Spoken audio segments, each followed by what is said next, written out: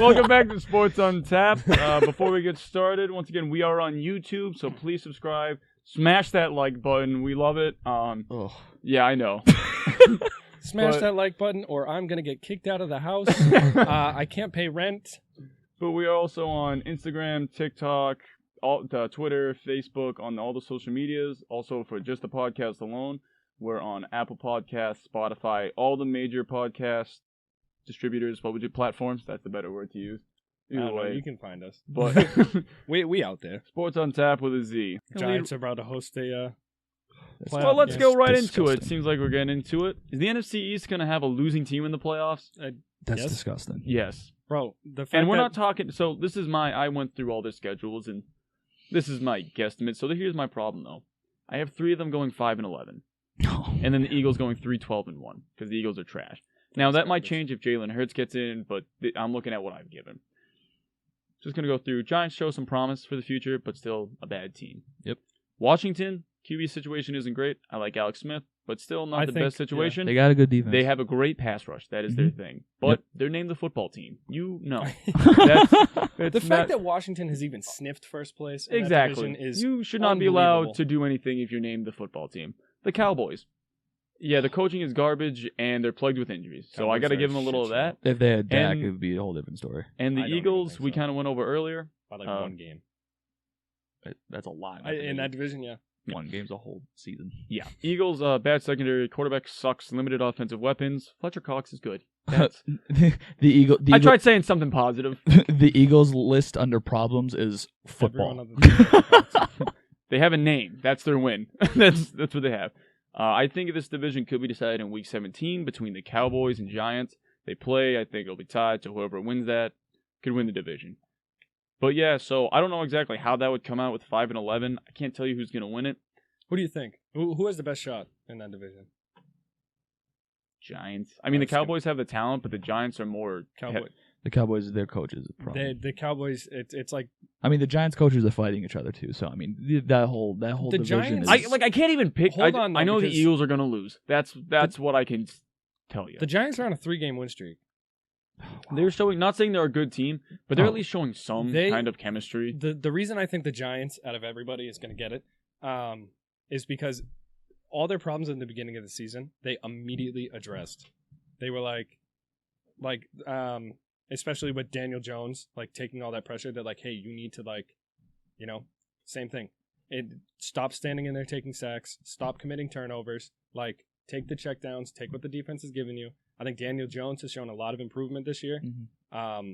Their O-line, actually, too. That was their biggest problem. Like, look at what they did to Saquon in the beginning of the year. Yep. They have stepped around. They are actually playing decent football. Their defense is a top 10 in fantasy.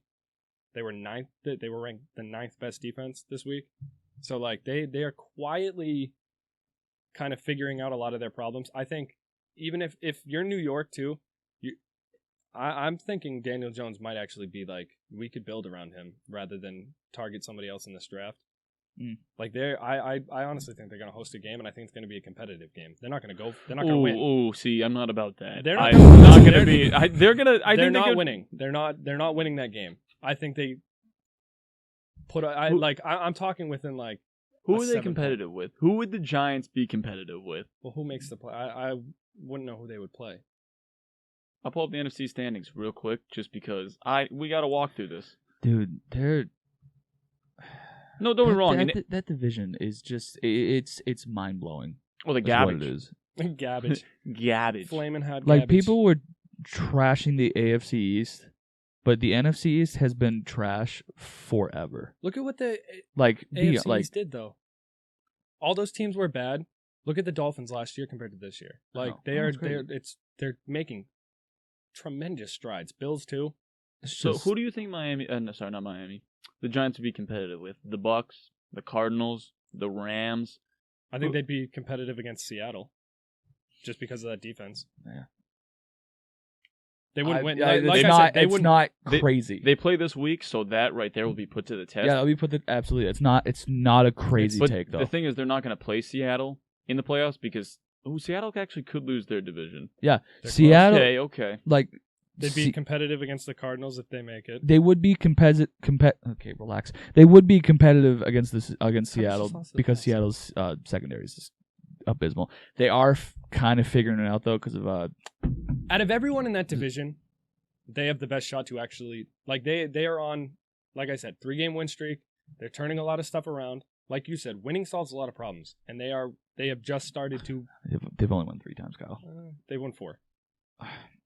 Wow. Out of everybody in that division, I think it's them.